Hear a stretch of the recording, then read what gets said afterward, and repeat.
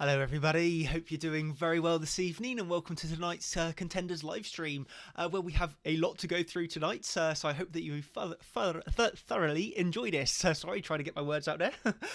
So yeah, today I will be covering obviously the Bitcoin Cash, or as Bitfinex calls it, BAB, chart of the week setup, okay? And then how I'm continuing to trade this, okay? Then moving on to a quick update on XRP. As we're here, like, it just been so highly requested. I don't know why everybody loves this coin, it seems.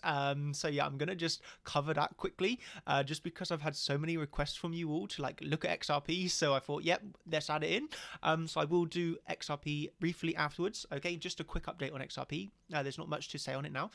So then I'll be moving on to another question that I get asked a lot, so I just needed to cover this in a stream so that I can point it to people, and it's the question of how do I catch a knife. Okay, so catching a knife essentially just means when the price is going down very hard, will I place preset orders at a level, or will I wait for confirmation to enter a trade? Okay, and I'll be covering that later on, okay? And then I'll be going over into a chart pattern that I would like to explain. And this, what I imagine doing in the Contenders live streams is going through several different chart patterns, obviously the most seen chart patterns, okay?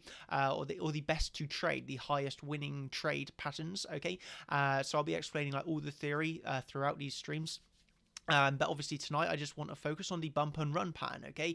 And this is because it is in play right now on Bitcoin. It is a live pattern to have an eye on, okay? So you need to know and understand the theory behind the bump and run. So I'll be covering that as well. And then I'll be moving on to a technical analysis on Bitcoin. Okay, what we're seeing right now, how you should be controlling your FOMO, and you know what you can be looking for on Bitcoin. And then I will end with a question and answers related to tonight's stream. So there's, yeah, quite a lot to cover tonight. So we have, about an hour or so. So I hope that you enjoy. And yeah, let's get straight into it, okay? So yeah, going to be starting with BAB, okay? Oh, actually, the first slide that I put on here was just about Neo, and this was just a follow-up from last week's chart of the week, which obviously was Neo. And as I was mentioning, I was in that short position, and on the stream, it was like getting close to targets.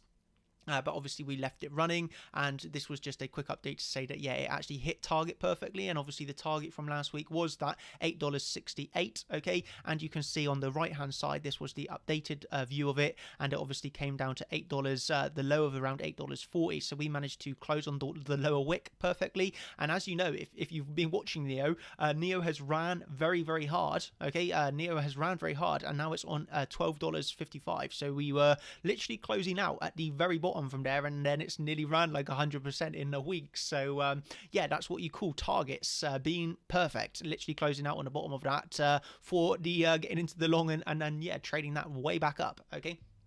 So yeah, that was perfect. But what I want to cover, yeah, here is obviously BAB, as this was the chart I posted for you all over on the Discord, okay? And so, BAB chart of the week, I know that the majority of you were long, and that was the correct one. So again, I like these sort of chart of the weeks, as it's bringing your attention to coins, and I see that you are all doing like good technical analysis, and you're coming along very well. And it's nice to see that the majority of you get the position right, and you can also be making money on the trades. Obviously, it's brilliant. So yeah, there was obviously people asking for like clues and etc. And yeah, I tried not to give too much away, but yeah, the setup on this one I think was fairly obvious. Yeah, so this was what I went through. Okay, so I'll explain my position here, but the majority of you also made money on this trade, so that was good.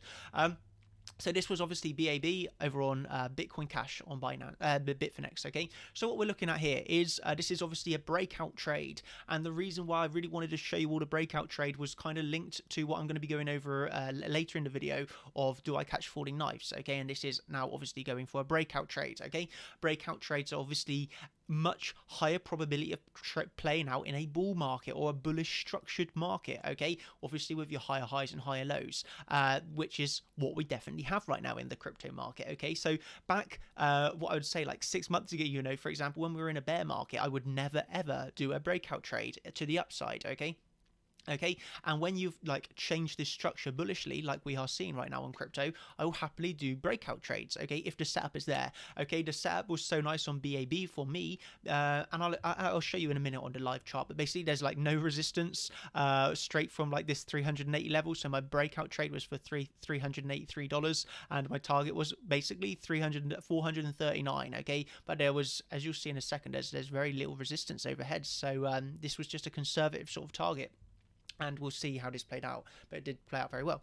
Okay, so not onto the next slide. So obviously the long entry was placed just above the wick of the resistance for a breakout trade. Okay, so you clear the high of the wick. Obviously you have an added risk when you trade the breakout, but generally if you're in a bullish market, trading the breakouts work very well. Okay, so we're obviously on the breakout trade at $383.33. Okay, take profit one is $300.99 and $399.94, which is a 4.5% increase from entry. Okay. And the reason of this is because it's a psychological number. You're very likely to find resistance around that sort of $400 region, just because of the psychological number that it is. Okay, and when you are trading the breakout, okay, so this is not just for this particular trade, but for every breakout trade that I will take in general. As soon as you get the breakout, I like to scale out of a position really quickly. Okay, or like not close the trade, but to take profits relatively quickly, because I'm trading the breakout. Okay, let's go back to the chart and just explain this a second. When you're trading a breakout, okay, so when you're trading this breakout, because you have the added risk of just seeing something like this breaking out and coming straight back down, I like to take profits relatively quickly because of that example where you can get the breakout and then come back down. Okay, so obviously in my example, the trade that I took, we're trading the breakout of this line. Okay, we're trading the breakout $400. Okay, or just $399, taking profits on that trade just in case we hit the 400 and come straight back down. Obviously, in this example, it was actually quite. It kind of played out very nicely because we got the breakout, we hit a high of around $404, and then we came back down, and you see how close this got to my stop loss, like really close, but it wasn't hit. Okay, so the stop loss wasn't hit, but it got relatively close, but obviously then we did have that other move up and to hit the take profit. Very nice. But yeah, that was basically the reason why I take profits relatively quickly when trading a breakout, because of that potential breakout coming back down to stop you out, basically. So you like to, if you ever trade in a breakout, I recommend you just take profits relatively quickly at the next resistance that you can identify. And it's not obviously closing out the whole position, but it's taking a percentage of your trade, and it could literally just be 20% of the trade. But you want to take a risk off of the board quickly when you're trading the breakout because of the potential of it coming straight back down. Okay. So I just wanted to really stress that point. Okay.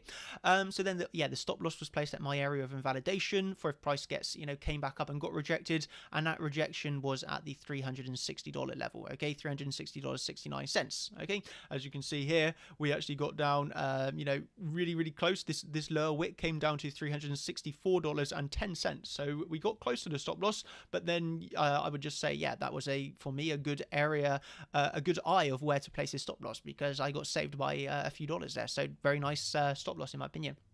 Okay, and then the reason for the breakout trade is very little overhead resistance once price is taken out on Bitfinex. Okay, so this is like a really simple breakout trade. There's not much theory sort of behind it. It's just a trading the breakout. Okay, trading the breakout in a bullish market. Okay, I wanted to show you this. So obviously you had this massive wick on that massive downward sell-off. Okay, but you see here there's no, I'm trying to line it up the best I can. You see at this line, as soon as you move above it, there's no overhead resistance horizontally. It's just a massive sell-off. Okay, this is obviously really glitched out because the prices weren't this high. But over on obviously that you compare different exchanges, you can see different things. But on Bitfinex, where I'm here, you can just see there's that real little overhead resistance, because this coin basically had a fork. Okay, it had the fork and it sold off massively during that fork. Okay, and when you sell off really quickly, that's where you can get those the retracements really quickly as well. And this has had a really high retracement, really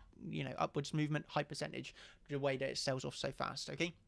So yeah, that's it for BNB. Okay, and then as I mentioned here, okay, so the results of the trade and how I will trade it now. So the results of the trade was obviously a yeah, long trades. So obviously long trade, which the entry and take profit, in my opinion, were well judged. Okay, just trading the breakout, obviously, of this line. Okay, trading the breakout of the resistance. We took profits really nicely, in my opinion, at the psychological resistance before we dropped back down. Got very close to the stop loss, but the stop loss was not hit. And then obviously yesterday we came up again for that next move up, and again we sold on the wick of the high to retrace down very nicely again, where we are now seeing the take profit 2 was obviously $439. This reached around 449 around this sort of region for the high, $450 for the high on the wick. Before selling off and giving back the majority of that move. Okay, so now I would say that $370 is now support on this coin if you are interested in it. Okay, and that's for me really taking fibs from the low here to the high. Okay, from low to the high, and obviously we have the 382 acting. You know what one would imagine is you're going to now see that act as support. Okay, you know we have sold off quite heavily. So obviously you have the $380 where we were originally taking the breakout, obviously down to the 382 is, you know, you've got strong support on the 382 where I'd be looking for another trade off of the 382 if we retrace down to here, okay? If not, then we can trade another breakout, or you know, that's what I'll be looking at next. But I would much prefer in this example to come down for the 382, just because of the way the whole market is obviously having a little bit of a sell-off today. But obviously dips, in my opinion, are for buying. So I'd love to get this retracement to the 382. Let's see how the next days play out. If not, it's going to be a breakout trade. But if not, gonna see how it goes, and because I prefer to be looking at the 382. Okay, obviously 382 down to the 0.5, like you can be laddering into your trades. You don't have to, for example, if you start entering at 380, then you can be laddering down, okay, into the buy, where you could, you know, take this as a whole laddered region. But that's a strong retracement. You have to remember this is a strong retracement, but this is where laddering into a trade or scaling into a trade works very well. Okay. So that's everything I wanted to mention on BAB. A bit of a quick one, because it was really simple in terms of obviously the other trades that I've gone through recently have been like more complex theory, and this was just an easy, simple breakout trade. And why was it a breakout trade? Because we're in a bullish market structure, and evidence speaks for itself. Trading the breakout netted me 14% gain in the end, or just slightly under because I took profits. So this is 14% move, but obviously still a decent profits, taking profits, not stopped, and then hitting the target, yesterday. Okay, so that's BAB. Okay, I will be now moving on to XRP, and this is because so many of you requested it. So again, if people have questions, I'll cover all your. Please, can you say how you choose take profit target? There's no resistance overhead. How do you? Yeah, so that is a really good question that I will explain. Okay, so why did I choose $439 as my target? Okay, for me it's honestly really difficult to decide where to be taking profits. Okay, you have to try and look, because there's like no overhead resistance. Okay, there's no overhead resistance. I try and look for like confluence. Okay, obviously I like to do a few different factors. Okay, and we're going to go through them here. Okay, so firstly, taking a fib extension. Okay, from the what you could be viewing as potentially like a wave 1. Well, obviously this would be the start of wave 1 to the high. Okay, down to the low. Okay, we can see we are reaching our first resistance at a 2, and this is at $428. Okay, now let's add in some more confluence, zones for this sort of target. Okay, we could now view this as a slight 1-2, which we we could be looking at 1-2 coming up for a 3, and then this is like coming down for your fourth wave, and this will be up for the fifth. Okay, so 1, 2, 3, 4 coming up for a fifth wave here. Okay, just to make sure that makes sense. Okay, and what we can be doing here is adding in some more fib targets. Okay, and now you can see in this sort of confluence region that we're getting a high sort of confluence around $128. Obviously my target was 139, but I was a little bit greedy maybe for my target. But these are the confluence zones, and the other one is also going to give a lower target, by the way. But the other confluence zone that we can get is a fib from the swing high of wave 3 down to the swing low of wave 4, and looking at the fib extension in this sort of scenario, and we can see this is giving 114. Okay, so the answer of why did I target 139, I just had a really big fill for this chart, because you see here like there's this, okay, you see here where there's this like gap in the chart where the fork was down. Okay, so this is like this is kind of like when you get gaps in a chart. Okay, the likelihood of filling the gap is in my opinion, quite high. Okay, this is more a stock market tactic, by the way. You don't really see it in crypto. Okay, but basically, this is your gap in the chart, and the likelihood of this gap getting filled is really high. One could argue that this is crypto and gaps don't fill. I present you this chart and look how well it filled to the exact, more or less to the dollar. So although the Fibonacci targets were all around this 120, let's say $125 target for the Fibonacci levels, we had that hike influence. For me, I was well aware that 120, that $120 could have topped out, but I was looking at this gap. And that's where my target was, basically in the middle of this gap, okay, around literally $139 in the middle of the gap. I didn't want to take it to the top of the gap, although I definitely could have in this example because it hit. But that was the main reason of why I chose $139. But if you were looking at it from a Fibonacci perspective, 125, in my opinion, would have been the target. From around 125 to 120 would have been the target in terms of fibs. But if you did recognize or know how to trade a gap, obviously more of a stock market tactic, but yeah, you get gaps filled, and that was my reason for $139, because literally, just taking the midpoint of the gap, you can just see, well, if you line it up really nicely, it's basically $139, $140. Okay, so that's the reason for the target, because this gap. Okay, so I hope that explains that. So you wait for the price to break out, then enter on retest. No. So this is literally just placed with a like a limit order to buy, as a stop limit. So as soon as you break above, you just enter your stop limit trade. It's not waiting for the retest. You can definitely wait for a retest. As you see, you get the retest. Just all depends how aggressive you are. You can have played this either way, basically. You could have played the market breakout. You could have played the stop limit breakout, the stop market breakout, all waiting for the retest. Okay, all depends on your style of trading and how aggressive you are as a trader. I'm relatively quite an aggressive trader when I see the opportunities, and this was just a stop limit, just entering as soon as we broke up from the high, basically. Okay, but yeah, if you see here, if you had waited for the retest, then actually you would have had a very nice entry as well. Okay, so around this sort of this resistance here, waiting for the retest, then you also would have netted yourself a nice around for that same target I had, 439, a nice 18% gain from waiting for the retest. So the retest would have netted very nice profits as well. So there's not a right or wrong way to trade breakouts. You can definitely wait for the retests, absolutely. It just depends all how aggressive you are on that particular stock, I guess. But yeah, either way would have been, extremely nice. Okay, so I hope that answers your question. Brilliant, thanks, awesome, nice. Okay, nice. Okay, on to the next slide then. So I'm going to go over XRP now. And this is just because it was so highly requested. Obviously, there's a lot of altcoins that I trade. I don't trade XRP, but this was more because of all of you guys wanting to request it so much. I wanted to cover it for you, okay? Although I have entered, I did take one trade on XRP, but it's not a coin that I was trading. As you know, in last week's video, and we were sat around like here, around on the low regions, I was saying like, just be careful of buying down here because you were in. Okay, so this is obviously a descending triangle. Okay, so let's just load back onto XRP that we got here. Okay, so obviously you're in a descending triangle. Okay, so descending triangle on XRP.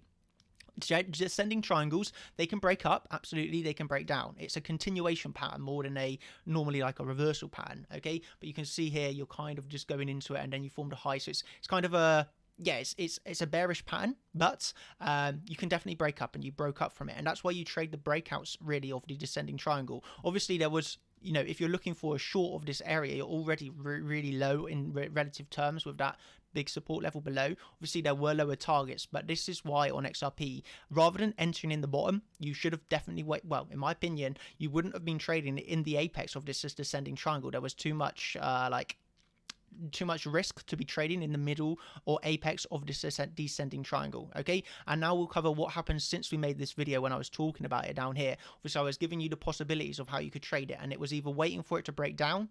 Okay, I was either saying wait for the breakdown and go short, okay, or I was saying you wait for the break up and you go long. Okay, so which scenario played out? It actually broke to the upside. Okay, very nice, it broke to the upside.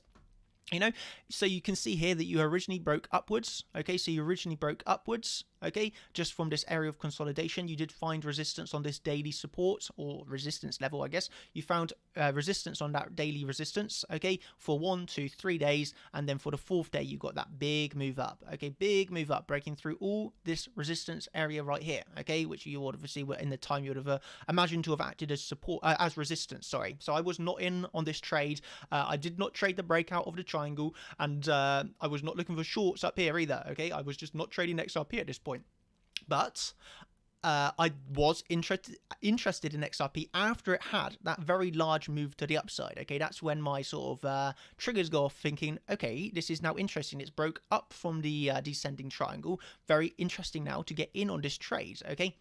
And this is why I would never, ever, ever, ever, ever FOMO into a coin. You never FOMO into the coin when it's on the top of a move, because you can just see how massive a retracement it had. Yeah, so many people messaged me on the day that this broke out saying, shall I buy? And I was just like, no, please, like, do not buy this at the moment. Wait for the retracement. You're going to lose money if you buy the top here. And as you can see, it had a very substantial retracement. What was the trade? It's literally taking your fibs from the low to the high, seeing the 0.5 coincided with this weekly resistance. Okay, so I've just lined it up really nicely. Okay, so lining, we got the here. Okay, let's line this up exactly. Okay, so we've obviously got this weekly sort of resistance, which is coinciding with this red box. Okay, so now we zoom in. Okay, and you can just see how this wick was literally onto the weekly. Okay, so the weekly, remember from last week's video, I used yellow lines, and it's from the high, and then how it coincided with wicks. So this, in my opinion, was a massive resistance level. Okay, price broke straight up through it, but guess what? On the retracement back down, you can buy because it's broken that resistance, but you're going to come back and back test it. What was really nice with this weekly resistance was that on that weekly resistance, you coincided very, very nicely with that daily 0.5 Fibonacci. So 0.5 from the swing low to the swing high. 0.5 Fibonacci level lined up with exactly the weekly resistance slash support once you're through it. Okay, so that was the trade to take. Basically, that was the trade. Not FOMOing in, not being annoyed that you missed the pump, getting in on the retracement. Okay, and now this is actually at the time of speaking up even more from this. This is up about like 10.6% from the time, live right now, and that's literally just looking to throw the retracement buy, like really, really easy trades.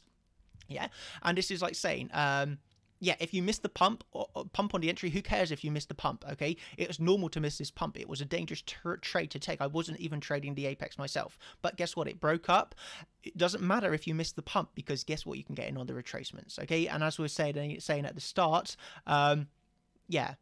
You can just wait for the retracements. Okay, is there a specific technical reason why you don't trade XRP? No, not technicals at all. I just feel that this trade, this coin is like too I just feel there's too much like people that are obsessed with XRP, and it's like real new traders, and newer traders love XRP, I feel, and it's just a coin that I feel is just so overhyped and just everybody loves it. For that reason, I generally stay away from it. But yeah, I'll happily trade the retracements, but like buying at this point, I just felt there was too much risk because there was so many hopes placed on XRP, and it's like the highest requested coin. I just had a that's the only reason why I don't like trading it so much, because I just know there's so many newer traders involved in it. I just don't really like to trade it, basically. But yeah, I'll happily trade that retracement. So yeah, that's all I'll mention about XRP. So yeah, that was the trade, and I just wanted to point out that yeah, technically speaking, the buying that retracement absolutely fine. It's just yeah, never FOMO into the trade. There's always a second chance. Okay. So that goes on to my next point now of the slides that are going to be covering aggressive buying when bullish market structure. Okay, so going back, this is why I wanted to choose a Bitcoin Cash for the chart of the week, because it kind of links on to this, like when you're in a bullish market structure. And what do I mean by bullish market structure? Okay, let's go back to Bitcoin. This is what I mean by bullish market structure. Okay, let me just clear up these levels a second. Okay. I want to leave that one on. Okay, so looking at let's just remove it a second. No, let's leave on. So what I'm on about for the bullish market structure is like really simply, I'm probably like a broken record to most of you, because I've been saying it a lot. Where you form a low, your high, your low. At this point, when you're at 4,200, we had not formed a higher high yet, so this was still bearish, okay? It's when you broke up from this higher high, very bullish, very, very, very bullish, okay? Really breaking this trend line, obviously, you know, in the time I made a real, you know, I made a video explaining the importance of breaking this trend line, okay? I made the video explaining that it was important that we broke over that resistance, okay? So that was a big factor, but really it was not until you broke 4,200 that was the big factor to turn bullish, because then you had formed your low, your higher low, and you went through the resistance. Really important at this point, breaking 4,200, and you formed your higher high, okay? And then from here we've just went higher high, higher low, higher high, higher low, higher high, higher low, higher high, higher low, higher high, higher low. You know, just really bullish market structure, okay? Really, really bullish market structure with higher highs and higher lows, okay? So aggressive buying when bullish market structure. Now I've explained what bullish market structure is with higher highs and higher lows. Let me explain how I will look to buy dips, because I believe in bullish market structure you buy the dips. Okay. Obviously in a bearish market structure you sell upwards movements, and in a bullish market you buy the downwards movements. Okay. Simple. Okay, so when a market index, obviously index referring here to Bitcoin, so when Bitcoin has a bullish market structure on the daily/weekly, I feel comfortable buying breakouts, okay, for example, the Bitcoin Cash BAB trade, and buying dips, okay, for example, I've been buying the dips a lot today on different altcoins and Bitcoin, okay, so for example, that BAB breakout trade, I would have not been taking 2 months ago, so when we were below 4,200, I wouldn't have been taking, you know, breakout trades, because you're not bullish at that point. It's not until you formed that higher high, higher low, higher high that you've formed a bullish market structure. Okay, and since then, buying every single dip has netted you over 100% gains. So that is like big on Bitcoin, yeah. Or slightly below, about 80% gains. But yeah, so when catching a falling knife, I buy if there is strong confluence for support. And I'm going to use the example of Litecoin here. Okay, so let me just first, before I show you the examples, what I mean by this. Okay, so when catching a falling knife, okay, so firstly I'll just explain, catching a falling knife just basically means you're in an upwards, you know, you're in that upwards structure as I've just explained. Catching a falling knife essentially just means buying on the way back down with a limit order just placed, and buying this, you know, the price you have to imagine is a knife coming downwards and catching it. We're catching that falling knife very well for the bounce back up. Okay, so catching the falling knife is basically getting in on a retracement to expect it to head back up again. Okay, with that explained. Okay, why do I catch a falling knife? I buy and preset buys. I preset bids ready for the retracement if I believe there is a strong confluence for support. Okay, so if I view the chart and I want to get in on a chart, I will never buy the tops. I personally will never buy the top. I would prefer to miss the move if it continues going, generally speaking.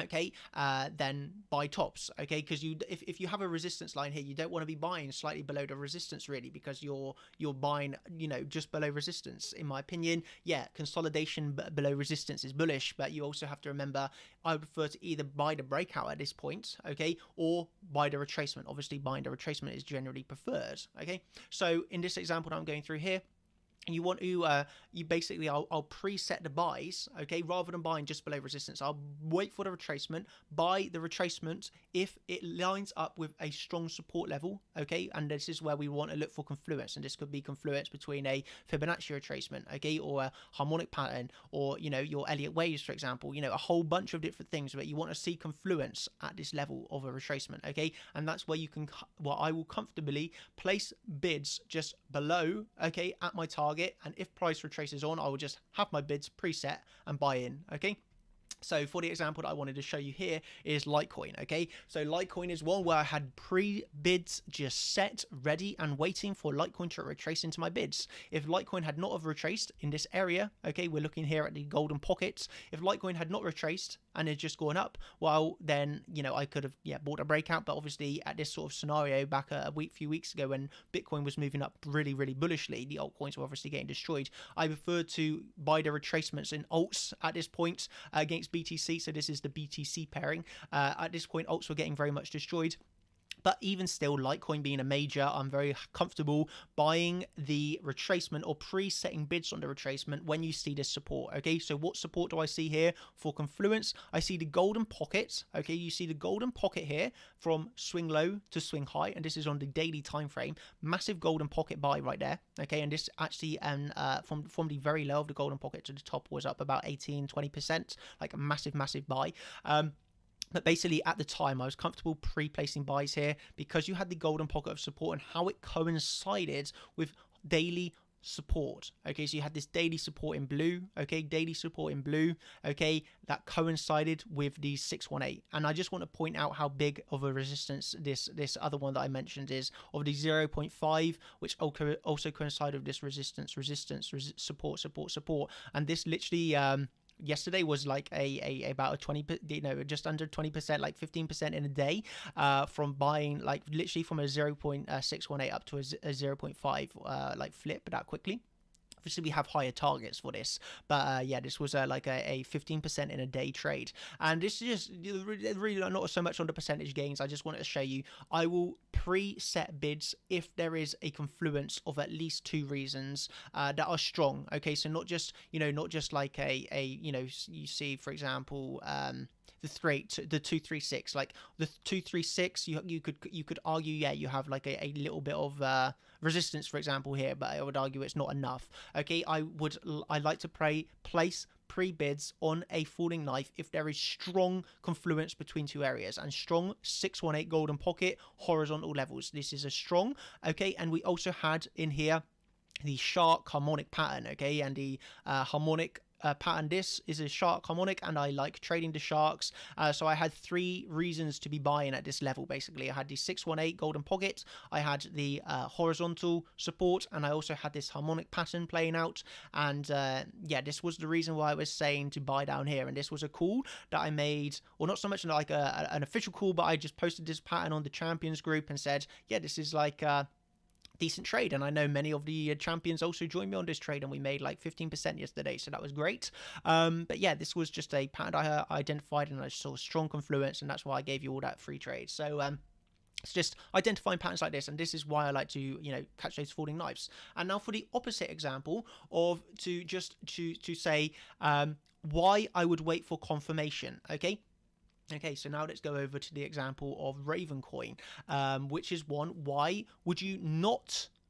Okay, so let's go through this properly with a methodical, with a thinking through this thoroughly. So here you have the 786, and it coincides with this resistance and support. Okay, so I would say to you, yes, this is warranting a buy.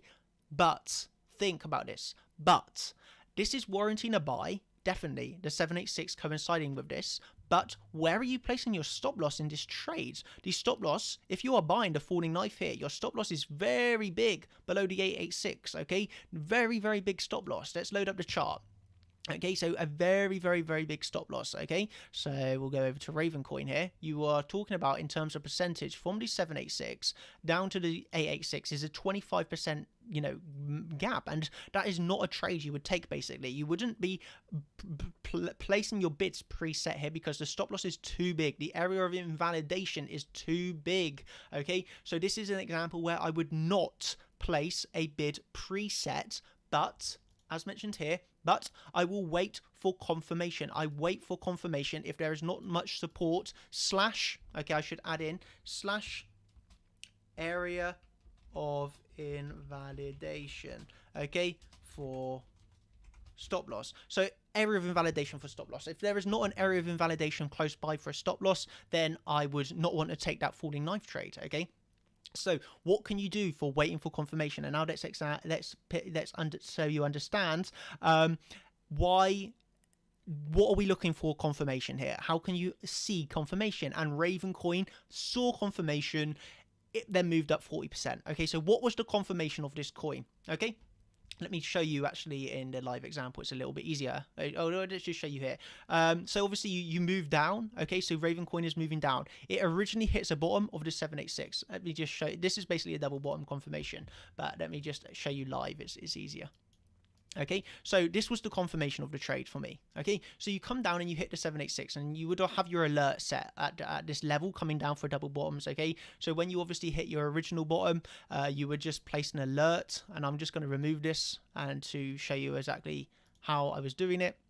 Okay, so you obviously come down and you hit your 786 the first time and you get a pump, okay, a relatively like big one from the 786, like an 8% pump, okay, you get your 8% pump, but we still want to be buying on the retracement of this pump, okay, and you can be placing your alerts, okay, just have your alert set and you'll be alerted when the coin moves that back down and giving you a nice close stop, basically risk to reward trade, okay. So at this point, you can be looking for your long positions, okay, because you have this area of invalidation, okay. Area of invalidation is the key that you're looking for. So obviously when you're in your long, like when you can be using like this low, okay, looking at this low and giving yourself obviously a bit of room because you don't want a swing failure pattern, and this was a swing failure, wick below the wick, closing straight back up. So that's a bullish pattern in itself, okay, swing failure patterns.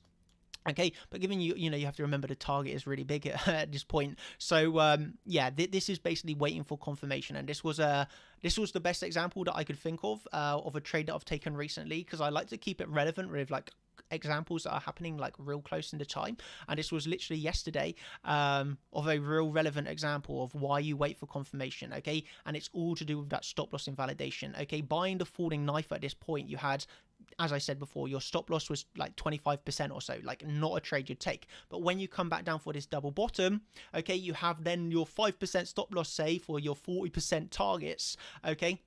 You know, looking at the double bottom and trading it from the 786 up to the 618, that is literally a 3% sort of stop loss, okay. You could give yourself about this 3 to 5% stop loss because you're looking at that 40% gain, and that's literally trading from the 786 to the 618, okay.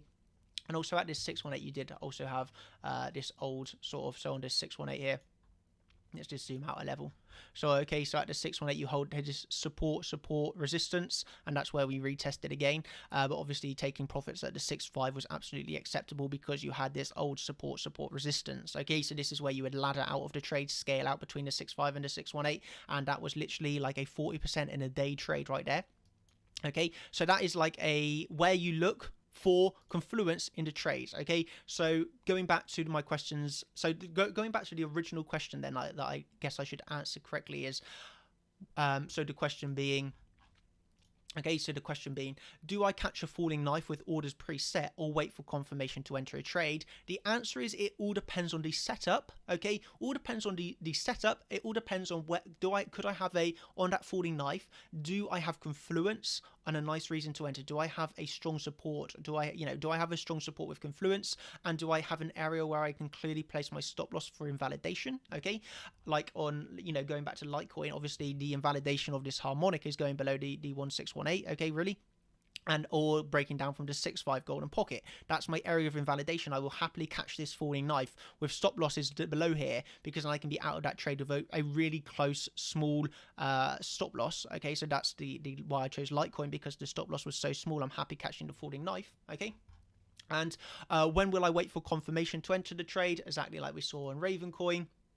Okay, my confirmation of entering that trade is after it's moved down. I'll, happily miss out on the pump, or if it continues, if Ravencoin had continued straight back down, then guess what? I wouldn't have cared because I wouldn't have entered the trade. I wouldn't have caught the falling knife because there wasn't enough of a stop loss. But when you move up and then you get the retracement and the stop loss, then you have your area of invalidation, giving yourself your stop loss, slightly below that original wick that formed to basically not get caught out on a swing failure pattern.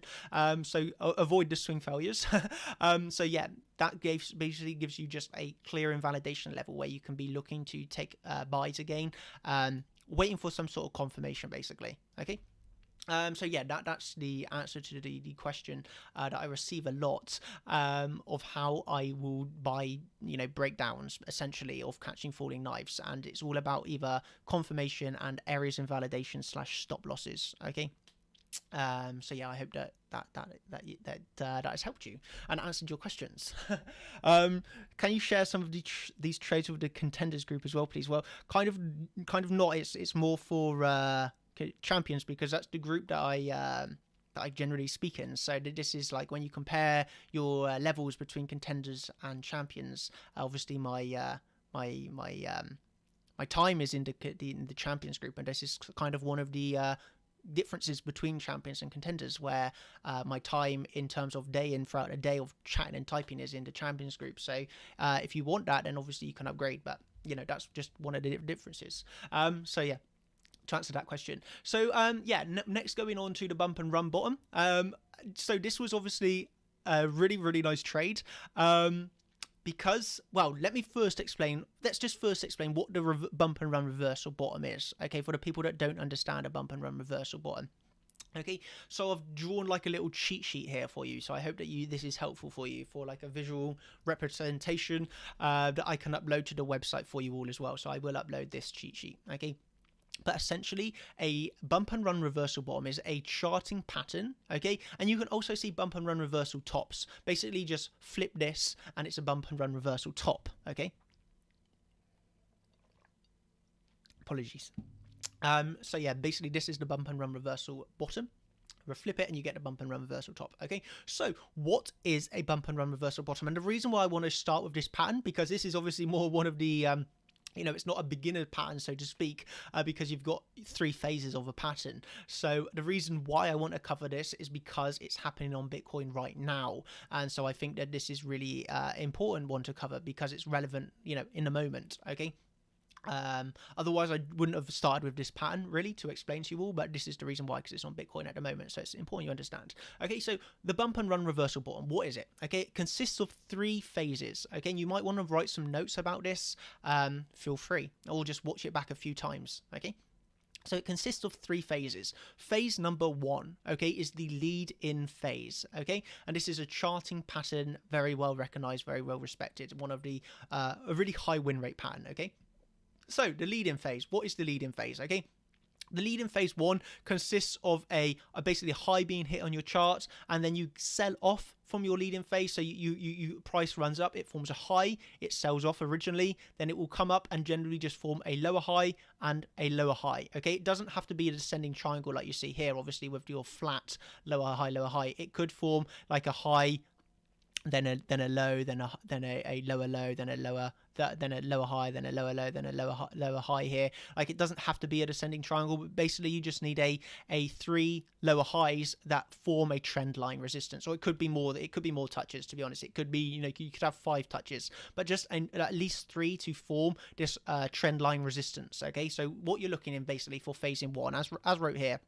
It consists, the lead-in phase, which consists of a high being hit and then a downtrend in the market with lower highs, which eventually creates a big sell-off. Okay, so you're looking at your high sell-off, and it doesn't have to be descending triangle. Just want that to be, you just need the 3 highs at least to form the resistance trend line. But obviously high, sell off, and then once you've hit this 3+ times, you get a very big sell-off. Okay, so obviously buyers are exhausting, sellers are taking over the market, and the reason why I've used this as the example is because this is literally what happened on Bitcoin. So let's compare this to Bitcoin right now. Okay, so we go out to the daily. Okay, so what happened on Bitcoin? We formed that descending triangle with the high, the lower high, the lower high, the lower high, and then obviously we sold really, really bigly off. Okay, really massively off. And this, as you all know, I was shorting last year. I was shorting every single one of these highs, and I traded this market absolutely perfectly. So obviously that was like a really big trend line resistance that price could never get over. Okay, so going back to this. Okay, so once you've sold off massively, okay, and this, you could imagine Bitcoin going from 6,000 to 3,000. Okay, after phase 1 is complete, you have phase 2 of the bump and run pattern, which is called the bump phase. Okay. And I'm just going to read it here. So the bump phase, which forms after the price has declined heavily. Okay, so you get this heavy decline. Okay, and in this phase, you may see bottoming patterns. For example, like an Adam and Eve. Okay, which is kind of like we got on Bitcoin, although not officially a double bottom on Bitcoin, but we did really have that sort of Adam and Eve pattern, which I'll show you in a minute. But if you read from the book, they will say look for cup and handles, because cup and handles are very nice patterns to see at the bottom of this pattern, okay? Or, for instance, like your inverse head and shoulders, which we actually got in this pattern. So let's go back to Bitcoin and show you what the bumping phase looks like, okay?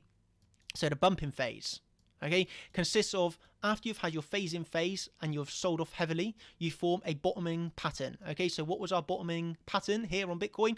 Well, one could argue that it was kind of an Adam, okay, with your V-shaped bottom. You say you form a V-shaped bottom here, and then you form a rounded bottom here. So this is an Adam and Eve bottom, but not really officially, because you want to see the Adam and Eve double bottom. Okay, so it didn't actually double bottom, so it's not an official Adam and Eve, but you did get a V-shaped followed by the rounded bottom. Okay, what else did you have in this? You also had your sort of falling wedge. Okay, so you had your falling wedge, you also had your slight Adam and Eve, and then, as you'll know from my video that I made covering this as it was happening in the time, you also had your left shoulder, your head, and your right shoulder. Okay, so inverse head and shoulders. Let me draw this again. Your left shoulder, your head, and your right shoulder. Okay, that was a pattern that I covered on YouTube for you all. When we were right down here at this level. Okay, so yeah, that was basically your three bottoming patterns that you had the potential of forming. Okay, I placed too much emphasis, by the way, on my Elliott wave count, which had this as bearish in the time. What the thing is, there was bearish, there was obviously the bullish signs with these patterns breaking that trend line, but there was also the bearish sign that we hadn't made a higher high yet. Okay, we had just formed a high, the high, and a higher low. Until you break right through here, then there was still definitely bearish signs, but it was, as soon as you broke this high, then you had to turn bullish. Okay, as I did. Okay, I was trading all of this massively bullishly, but this was like the confirmation to go bullish. Okay, you had your Adam and Eve, although not official, but you did have your Adam and sort of rounded bottom. You also had your inverse head and shoulders here. And obviously the important point, massively important point for this pattern was breaking this resistance trend line. Okay, it really was breaking that resistance trend line, and this was also something that I covered all for you, saying, making a real in-depth video saying that I've bought the bottom here at 3,995. I can link that video at the end if you'd like to go back and watch it, but basically I made a video saying we've broken the resistance trend line, this is massive, and I am at least entering into a long position here. Okay, I entered into the long down here because of this pattern playing out. Okay, and that leads us on to net play phase 3 of the pattern. Okay, so phase 3 is the uphill run. Okay, so well, okay, let me just quickly read this out. So obviously you form your Adam and Eve bottom or bottoming pattern down here, and that makes your price lead up to the original trend line. Okay, so you form your bottoming pattern, which leads you up to the trend line. Going back to Bitcoin, we had our bottoming patterns which led us above that trend line. Okay, so that's phase 2 complete of the bump phase. Okay, then phase 3 is the uphill run, and which starts when price breaks through the trend line resistance. So your uphill run starts as you break through this trend line resistance. Okay, so as you break through that trend line resistance, that's your buy. Basically, you buy as soon as you break the trend line resistance, which is exactly what I done. Okay. So good to see high volume at the formation start. Okay, so you're at your lead-in phase, you want to see a high. It's not a requirement, by the way. This is not a requirement. It's just nice to see in this pattern that you see a high uptick in volume in your lead-in phase. You see a high uptick in volume on really your bottom or your sell-off, or at your bottom here. You would either want to see your uptick at the sell-off or your uptick at the exact bottom. Okay. And the most important, though, is your uptick in volume breaking the trend line to stop the uphill run. And on Bitcoin, we did get that, when you look at the volume, we did get that uptick in volume. Obviously, the uptick in volume more came of breaking 4,200. That was your uptick in volume. But you did get the volume confirmation slightly after, obviously, on this big candle. And this is why you entered so aggressively, or I entered like real aggressively at this point after breaking up from here. But yeah, that's basically the way you like to see high volume, but really breaking up is kind of a must. You want to see that. Okay. So as you can get a dual bump and run. So yeah, basically because you can get a dual bump and run, and what a dual bump and run pattern is where you get your resistance trend line like this, you form a bottoming pattern, you hit your trend line, and you get rejected from the trend line. So something like this. Okay. So imagine this is a dual bump and run. Okay. So your dual bump and run is where you have your lead-in phase, your sell-off, you form a bottoming pattern, but you hit that trend line again and you sell off again. Okay, and then you form your bottoming pattern and you'll come up to this trend line for a second time. Okay, so basically the buy is breaking through this. It's not here, okay, when but before the resistance. It's not here before the resistance. It's when you've broken it. Okay, it's here. Okay, so around the 30th of March. So that's your time you buy, around 30th of March on Bitcoin. Okay, because at the, for example, on the 26th of March, we were below the pattern, okay? It's not until you break through and close that's your buy signal, okay? Because you have the dual bump and run patterns, okay? So with that explained, let me go back to here and the target. So now obviously the importance is the target, and this is what we're still playing out on Bitcoin. And this is why I still remain bullish, not just because of the market structure, because we have this target still in play. And this is one of the reasons why I've been playing this market so long. And it's basically the target of the uphill run is the high of the lead-in phase. Okay, so the high of the lead-in phase, you look at the horizontal line, and that is your target. So you would buy of the break, breaking up from the resistance trend line, and you will not close, or you shouldn't be closing until you hit your target up on the top of the lead-in phase. Let me rephrase that actually. You would be longing for the target to the top of the lead-in phase, but you would have your trailing stop loss above these higher lows. Okay, so that's actually important. So for example, when we were taking longs, you're moving up these stop losses above the higher lows here on the macro. Okay, so you can just see at this point how from the breakout, the next higher low, you're up about 67% from playing this pattern basically. So that was what you're playing right now on Bitcoin. And I know some of you are going to say, Daniel, you didn't post this publicly. Why not? Yeah, I didn't post this publicly, but back when I was identifying these patterns, I didn't feel I didn't really want to share. I don't share everything in public, basically. But I know a lot of people will be like, well, it's not true then, you didn't do it. But so I wanted to prove and say Mr. Anderson is like a top, he's a good trader basically in crypto space. He's been trading 20 years. He's a good trader.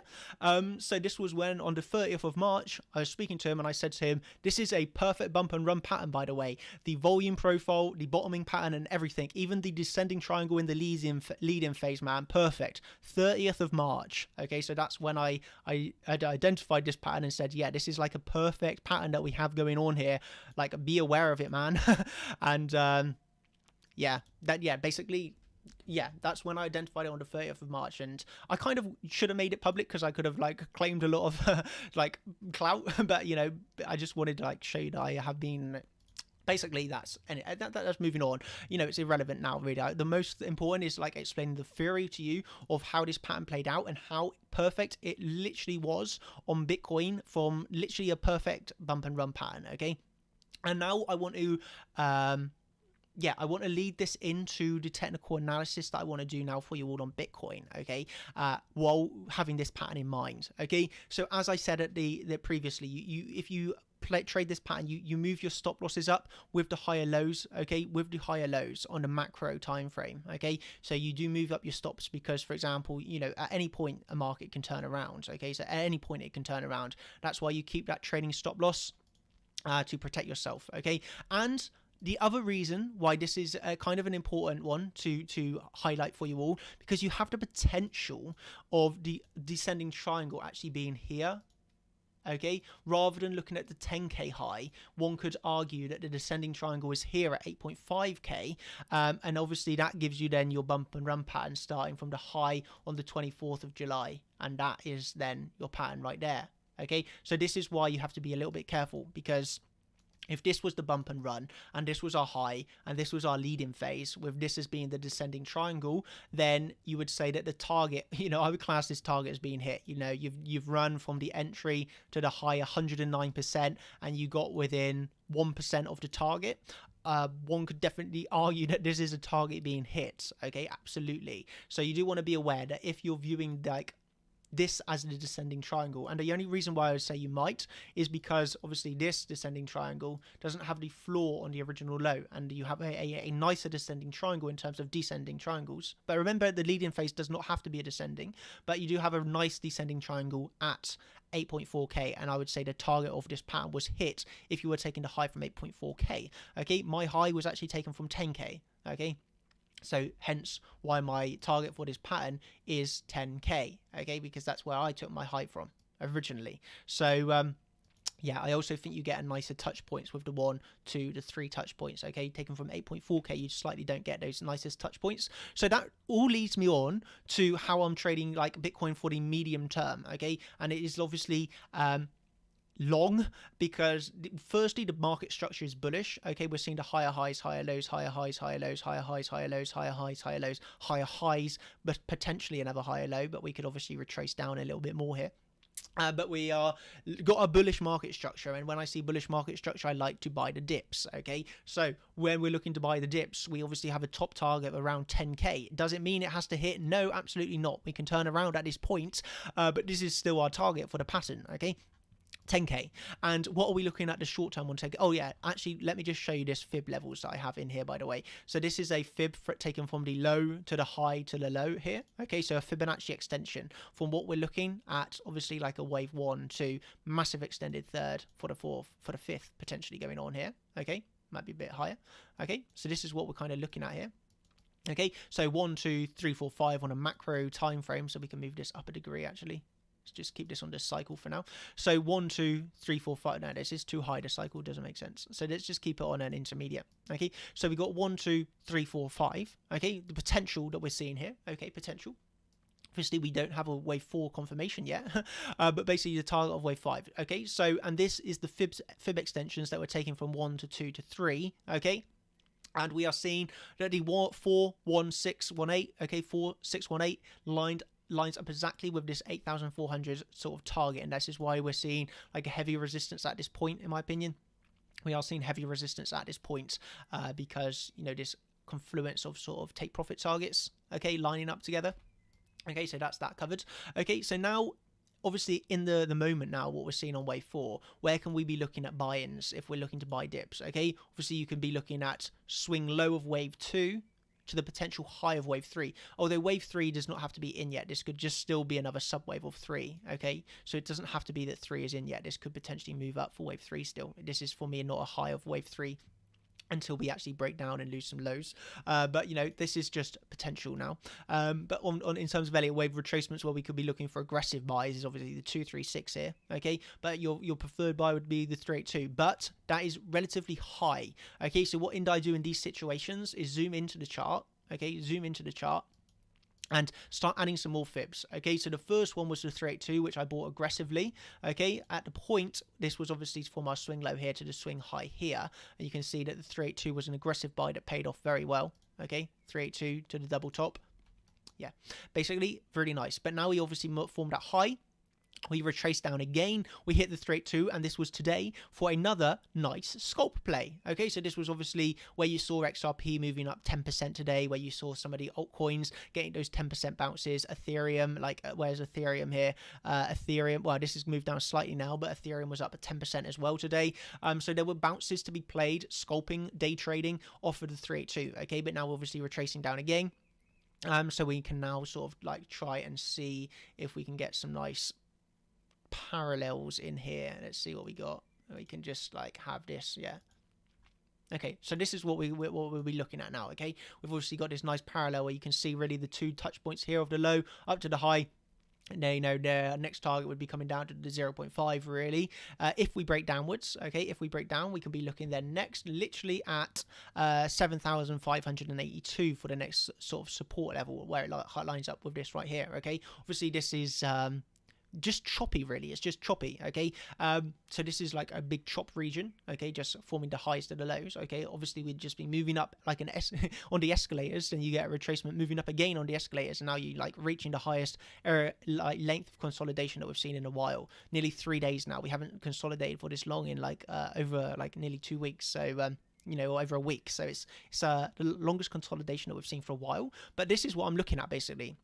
Like on the smaller term time frames, you know, looking for the aggressive buys on the 0.5 if we get this opportunity. Okay, we're looking for aggressive buys. This is if you're an aggressive buyer on the 0.5. Okay, and that's obviously taken from the swing low here to the swing high. We can add in another fib from the swing low down here to the swing high. Okay, and then you can see, okay, at the 382 lines up with the 786 of this move.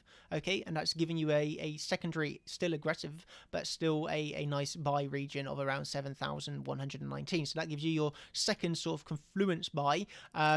Should we lose the lows, okay, should we break down from this parallel, okay, if we end up, you know, getting a break above this, okay, we obviously then want to move up for a higher high and higher low. You see here, we formed a high, we formed our low, we formed our lower high, we formed our lower low, we formed our lower high. This is still downtrending, okay? So what we want to see the low, we want to see the high, we want to see the higher low, and then we want to see the higher high. That's going to give us our break of this downtrend, and that's when we can stop thinking about these lower targets for the moment, okay? But until then, it's just the low to the low to the low to the low to the lower high, and we're just expecting this to come down for another lower low, okay? It's not until we break this, okay, for the low to the high to the lower low, and it's not until we break this high now that we've formed a low, a high, a higher low, and we go on to form a higher high, okay? That's what we want to break out of this parallel channel. Until then, we'll keep looking for targets lower and looking for those aggressive buys, basically. Okay, if you don't want to be such an aggressive buyer, you know, you don't not have to be, and that's where you can be looking at some of these larger retracement targets, okay? Larger retracement targets.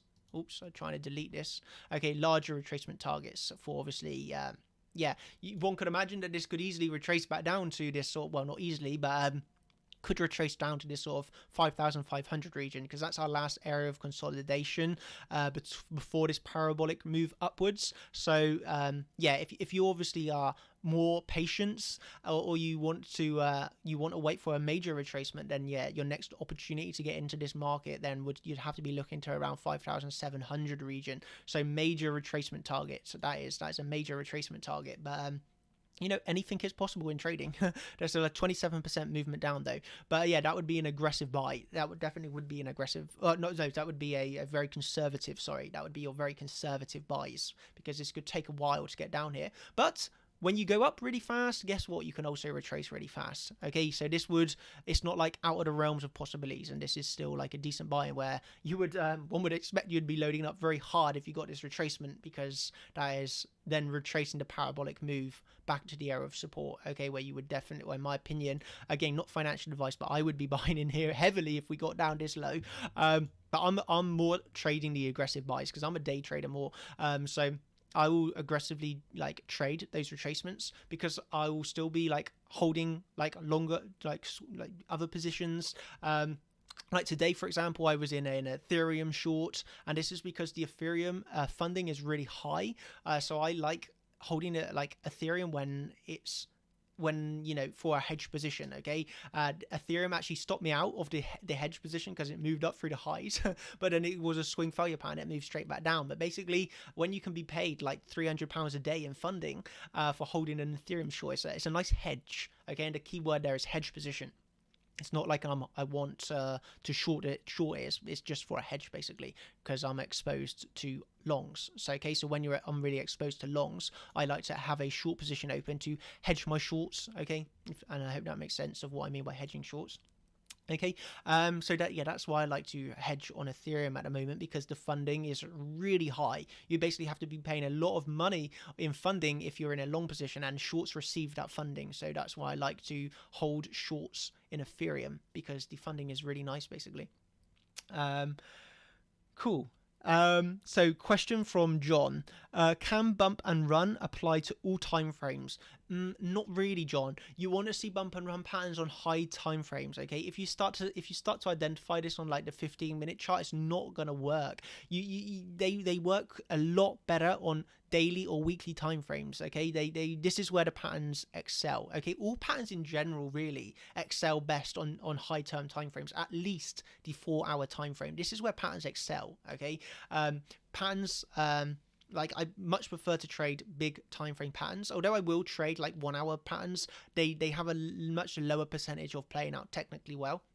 Okay, but when you identify these patterns on like the large term daily time frames, like when we were looking at this back in 2018, like when you see these lower lows, lower highs, when you see this on a daily time frame, or even if you're like looking, for example, if we were looking at this less aggressive descending, like when you see this on the daily, this is like, yeah, you have a lot more confidence. And going back to the bump and run, like, yeah, you want to see this basically on, again, if anybody else has any questions, let me know.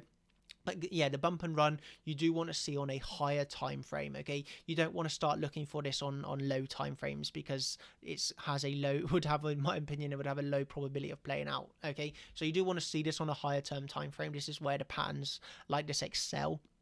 Okay, so it's not an everyday pattern like a bull or bear flag, which is like an everyday pattern. This is like a pattern that you don't see too often, and this is why when you find these patterns, it's really rare. Okay, it's quite rare to see these patterns, and this is where you can trade aggressively on it, because it's a rare pattern to have.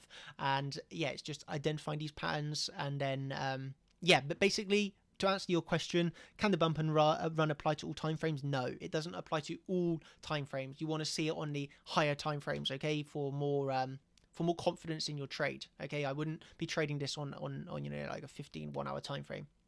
Okay, so yeah, that's that. Yeah, did anybody else have any questions in terms of anything that I've covered today? Ask away if you do. Please let me know. I'll happily answer some questions for like 5-10 minutes here. Or if nobody has any questions, then I'll just yeah, I'll call it a day. Um, so yeah, I'll while I wait for a few questions, and I'll give you perfect. No such thing as a stupid question. No, absolutely not. You know, any question, I don't mind taking it. Any sort of question at all, whether you think it's stupid. For me, it's better to ask a question and have it cleared up than keep it inside and not knowing. Like, this is like why I'm here to help you. So absolutely ask any sort of question. No question is a stupid question. Okay. It's all about education and learning, and you can't learn if you don't ask, really. So yeah, make use of my knowledge, I guess, and ask some questions. But yeah, while I'll give it a few minutes, and if not, I'll just really quickly like explain about the site. Obviously, if you want to look back through the old videos, then all you need to do is log into the website. Okay, once you're logged into the website, then it's just under videos, and you would go into, for instance, here, the contenders live stream. Okay, and in the contenders live stream, I'll be now adding the what are we on, the 16th of the 5th of the 19th here. So it's literally just going into videos and contenders live streams. Okay, and from within here, you can view the old live streams of what I've covered in the past. Okay, so you only really want to be looking in here or in here. Okay, the past. Okay, so you will have access as a contender to one of the old champion live streams. So I'll post this probably on Sunday. I'll give you one of the old champion live streams, which have been really nice. And obviously for the players, they wouldn't be in this stream live right now, but the players can obviously come back and view the past past contenders live stream. So maybe I'll give them this one, for example. Would make sense. Although in this one I've not done as much theory as I have in the other lessons, but yeah, I think this is a good one to give, put down into a lower level, because it wasn't advanced theory, I would say. So it was quite a nice lesson in terms of what we've covered.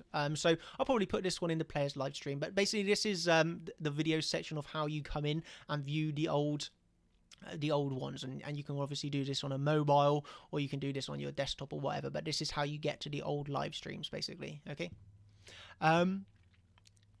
Cool. So what are common fib targets for impulse waves and retracement waves? Okay, this is a good question. I've got a cheat sheet on this one. Okay, so I've put a cheat sheet on impulse waves and retracement targets. Okay, so I would say I can just read you. So this is what I published like about a month ago. So basically, the wave 2 retracement is typically between the 382 and the 618. Wave 4 retracement is generally smaller and retraces anywhere between the 236 to the 382.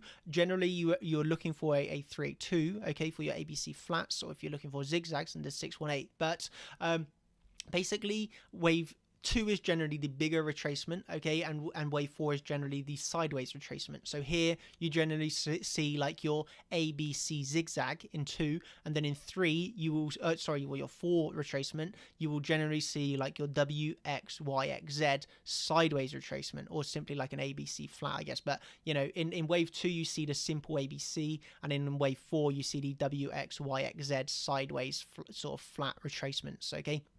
And basically there's just that rule of alternation, that if wave 2 is simple, then wave 4 is very complex and sideways. Okay, so this cheat sheet, I hope, explains this, though, like what we can be looking for, what the general targets are. Wave 3 target 1618, from the 1 to 1 to 1618 up to the 2 extension target. Then you're looking for the wave 5 or 2 to the 2618, and then obviously how you can be playing these flips. Okay, so for example, when we saw the wave 3 high, you come back down, where can we be looking for even if an A, B, C flat, or an A, B, C zigzag, okay, in the red here, that the high of the previous move. So looking this back to Bitcoin, you would say the target, okay, would be something like this. Okay, so the high of this move, you see, like comparing this to the cheat sheet.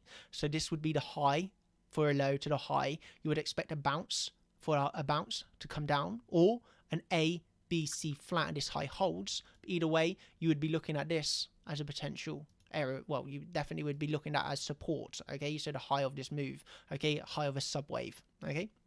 But you can also see here how you possibly are seeing like a B, C, extended flat, maybe like an extended flat. This looks slightly different on other exchanges. Or on other exchanges, it's just a regular flat, by the way. So you would see this as a regular flat, but on BitMEX here, you got a kind of an extension. So that's basically really nice how you can be looking at this cheat sheet for different supports and resistances off of old Elliott waves. So those are ones that I've uploaded. This is one that I covered in the champion stream where we're going through harmonic patterns at the moment. But this is like a base harmonic of just like an ABC, yeah. And then I gave you like this example. So this is one that we also went through in the champion live stream last week. We were long on Neo because we were going over this live in our lesson, and this was our A to B to C, and obviously this at the time was $9, and we all know how high this has went now. So yeah, this is obviously. Yeah, these patterns are really, really nice to trade, basically. That gave you 2 winners in a row.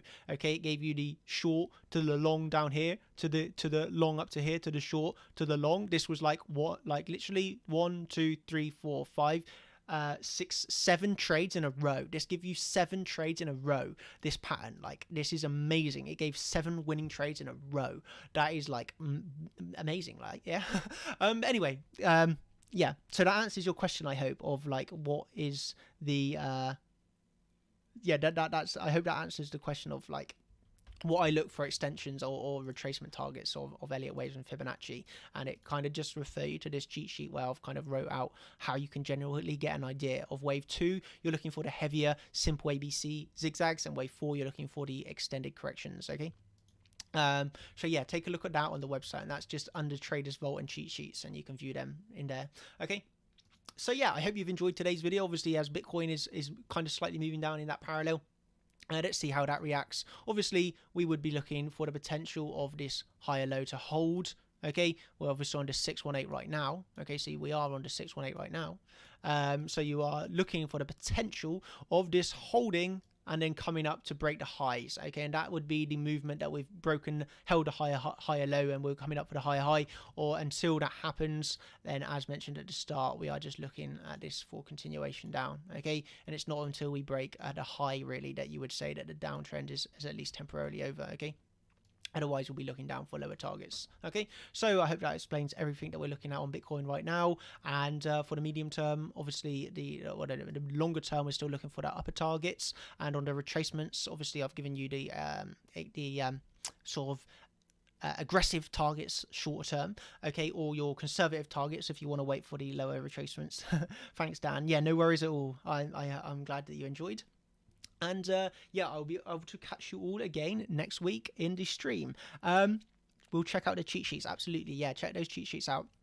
And I think next week I will likely go over, because so I've had a lot of questions from people about the EMA strategy, so I think that I'm going to recap the EMA strategy and expand upon it, because the last time I covered it really briefly, and so many people have seen how much money it can make. So I have had a lot of questions about this, so I think I'm going to recap the EMA strategy and actually expand upon it and go into more detail on the EMA strategy of how we can be using it of a more advanced level. Okay, because the last one was fairly simple. Yeah. So yeah, that's what I'll be covering in the next week's stream, I believe. So yeah, thank you. Yeah, thank you everybody for joining me tonight. And yeah, glad you've all enjoyed. And yeah, if you need, please make sure you watch this video back a few times. Obviously, we have a lot of time throughout all of our live streams, and you know, I'll be covering different patterns, you know, always giving you more things to learn. And today was obviously like a lower, like slower paced in terms of theory. Okay, we just went through a few different really important topics, and next week we'll be going on to the EMA strategies.